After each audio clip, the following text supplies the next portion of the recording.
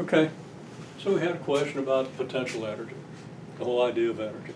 Then we got off on what we got off on, okay? And I dragged stuff out of you and made comments and stuff like that. So what do we got?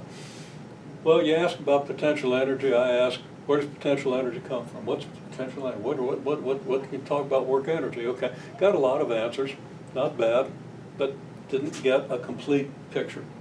Okay, the complete picture is you start with Newton's second law in this equation of uniformly accelerated motion, or whatever way you want to write it. Okay, and you plug this in and you get F net delta S equals 1/2 mvf squared minus 1/2 mv naught squared. Okay, this is work done by the net force, and this expression over here is a change in kinetic energy, where kinetic energy is 1/2 mv squared, and that's where kinetic energy comes from. That's where the formula comes from. Now, officially it comes from some integration, and officially we're not supposed to use integration too heavily in the first semester, because only a first semester of calculus is required for this course. So I'd rather do this by integrals and stuff, and it wouldn't be that hard because you both have the background, but we didn't do it. And this is actually a little simpler, and I expected to be able to derive this. Okay, so we have net force now is equal, well, the work done by the net force is equal to the change in kinetic energy. Okay, work done by the net force is also net force times displacement. And the net force breaks into non-conservative and conservative forces. A non-conservative acting on and a conservative force acting on whatever object you're acting on. We break it in here, so we get work done by the non-conservative force, work done by the conservative force on our system. Okay? Well, work done by the conservative force, if we know the definition of potential energy, which for this course is defined to be equal and opposite to the work done by the conservative force on your system, we see that this is the negative of the change in potential energy. The idea is now to distinguish these two things. Think friction, think magnet. Okay? Magnet force is conservative. You bring the magnets together, at every point you experience a certain force. If it's a force of opposition, be in this direction. Okay? And then if you go back and you get to this point, you're still experiencing the same force. So the work that you do to move these things together is going to come back to you as they move apart. Okay? And friction, you slide something forward, friction acts in this direction. You slide it backward, friction acts in that direction.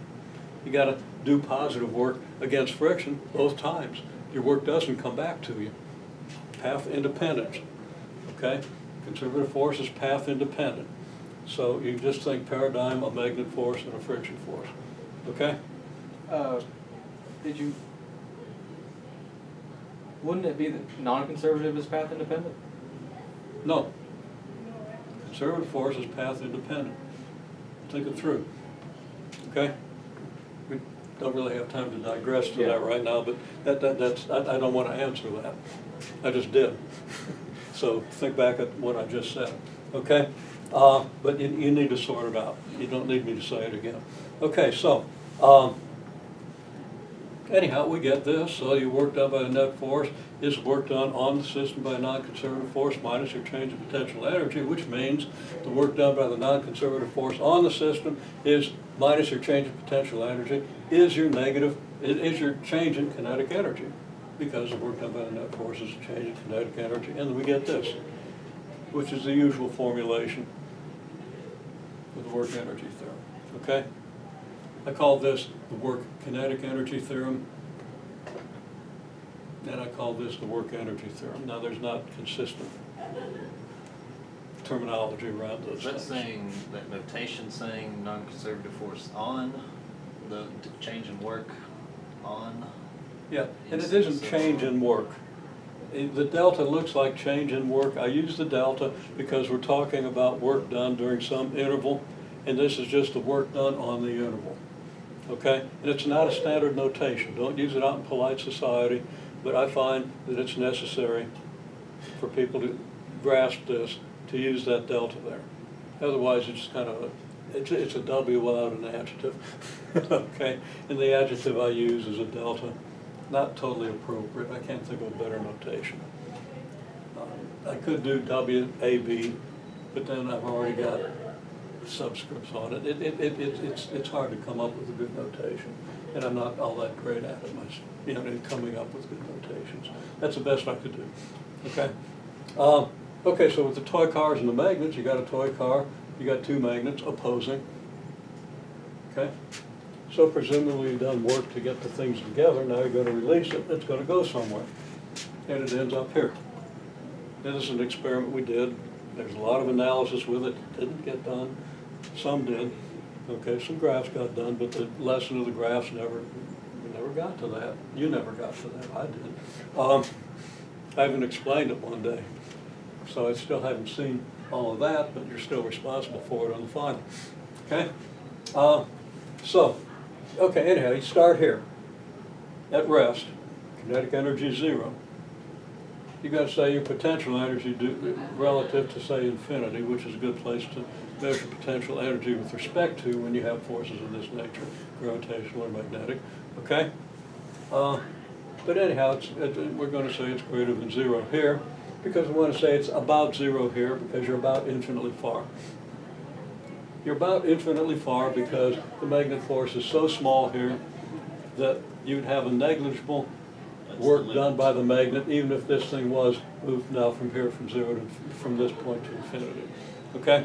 Magnet force falls off very quickly because of the dipole nature of the magnet. And we'll talk about that in the second semester. Okay?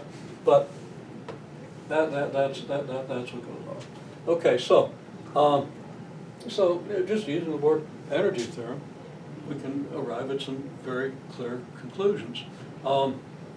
Because on this interval, what's your change in kinetic energy? Well, it goes from 0 to 0. Let's see, how much does that change? That's 0, right? No change in kinetic energy, so we know this term is 0, so the change in potential energy is the work done by your non-conservative force on the object, okay? Your non-conservative force, in this case, is friction, so that's what we're saying here, okay? Force of friction times your delta x, from x equals A to x equals B. Well, delta x is B minus A, so you take your frictional force times B minus A.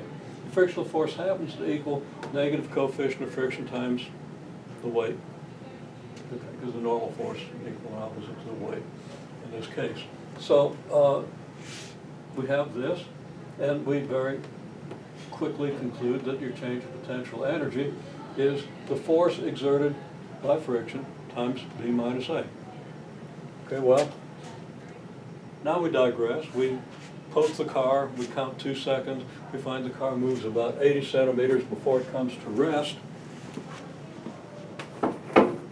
And that's due to the frictional force.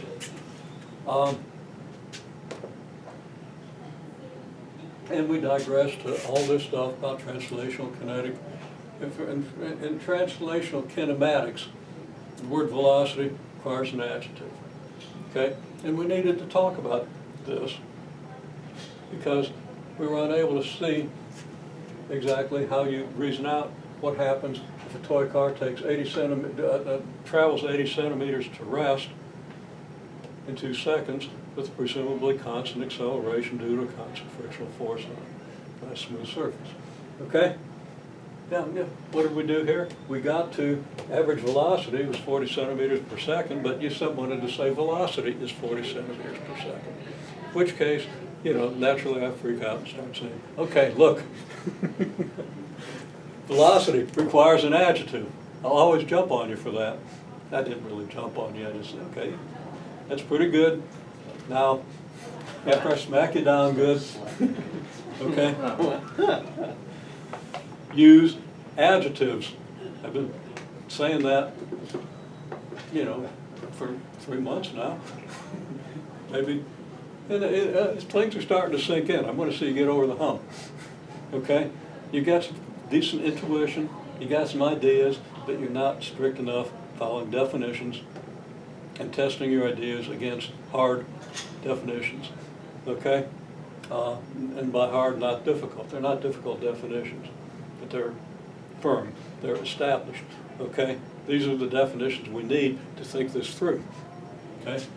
And to do it accurately, because otherwise, you weren't able to do this, okay? You got this far, and then you want to divide this by the time interval and get an acceleration. Well, that's not what acceleration is. Acceleration is change in velocity over change in time, not average velocity divided by the change in time. Okay? Use the definitions. Okay?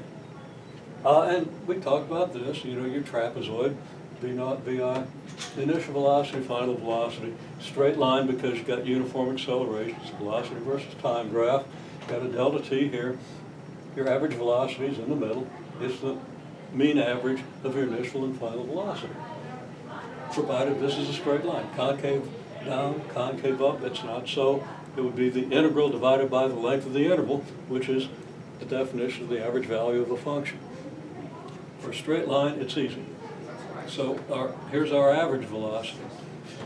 We get these equations. The area of the trapezoid is just this times this, because this trapezoid can be rearranged into a rectangle with an area that's this times this. Okay? That expresses it. It gives you one of the equations of uniformly accelerated motion. Acceleration, that's just a slope. Rise divided by run. Rise is Vf minus Vi. Run is delta t. There's your slope. Eliminate delta t, you get one of the four equations of uniformly accelerated motion. Eliminate Vf, you get another. Okay? So you really need to know that. And of course, you're better doing this, but from an integral. From the integrals, you get two equations. And you're able to do that in the first day, and you've always been able to do that, okay? And that's good. Yeah, it's pretty sophisticated. You want to know this too, so you can reason these things out. So the reasoning goes like this. Here's your average velocity, it's 40 centimeters per second. Acceleration delta V over delta t. It's not V bar over delta t. That's mindless use of equations. And unsubstantiated intuition means you're almost there, but you haven't sorted it out. And you haven't tested it against definitions, okay? So final velocity is 0. We can do this formula. Final velocity is 0, so delta V is Vf minus Vi, was negative Vi. There's your delta V, which you can divide by delta t, but intuition ought to say, well, that thing averages 40 centimeters per second, ends up at 0, so it must have started at 80, because what else would you average with 0 to get 40? Okay? You get this. Your delta V then is negative 80 centimeters per second, you get your acceleration. Now if you know the mass of the cart and know the distance it went, you can find your change in potential energy. Potential energy change is frictional force times delta x. Frictional force is a net force when your acceleration is negative 40 centimeters per second squared. So your frictional force is 50 grams times negative 40 centimeters per second squared, negative 2,000 dynes, or negative 0.02 newtons. Your change in potential energy is then, well, frictional force times delta x. Delta x is 30 centimeters. You multiply that out, you get negative 60,000 ergs, or negative 0.006 joules, depending which system you want. So, kind of the icing on top of the cake question.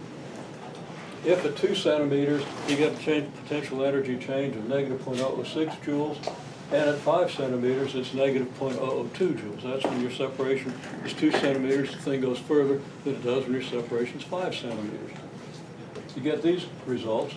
The question then is, what average force was exerted between the 2 centimeter and 5 centimeter positions? I have to go, but will you be here during your offer?